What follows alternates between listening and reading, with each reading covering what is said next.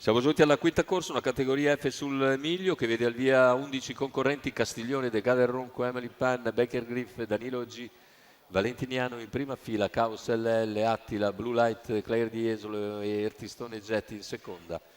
Favori per De Gade Ronco, ci sono due cambi guida: Danilo G guidato da Marco Volpato, Caos LL da Giorgio Cassani. Favori come detto per De Gade Ronco, numero 2 Gennaro Mitrano in salchi.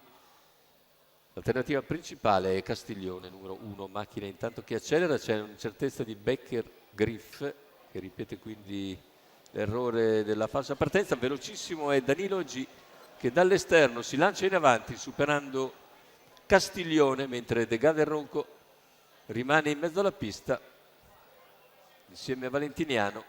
Ha preso il comando quindi Danilo G con gran partenza. Primi 200 completati in 14,6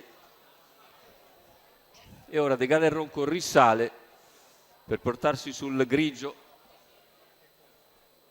attaccare e ottenere strada in 400 metri completati in 29,6. Dunque De Gade conduce nei confronti di Danilo, muove a questo punto Castiglione che va in anticipo su Valentiniano, mentre lungo la corda serra sotto Attila. Cavalli che hanno completato i 600 in 46 netti. In vantaggio c'è De Gade Ronco, all'esterno si profila Castiglione, poi ancora Danilo AG, quindi Attila in pariglia con Valentiniano.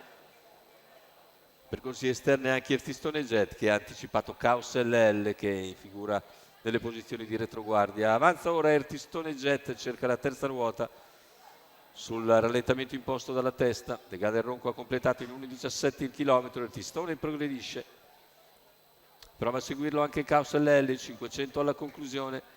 Intanto Castiglione insiste su De Gade Ronco, a contatto rimane Danilo, si avvicina Ertistone,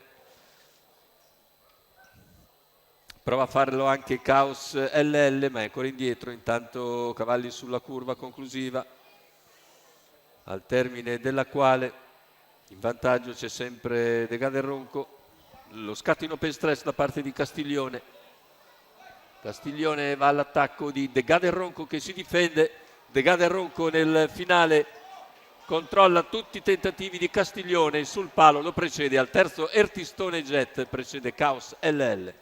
1,14,9, 29,1 a chiudere. La vittoria dunque per il favorito De Gade Ronco. Gennaro Amitrano in sediolo, che sul traguardo è riuscito a mantenere un minimo vantaggio sul numero 1 Castiglione, mentre più indietro al terzo finisce il numero 11 Ertistone Jet. Dunque a segno Gennaro Amitrano con De Gade Ronco che torna alla vittoria, Marco Azzaroni al training per conto del signor Nicola Andreozzi.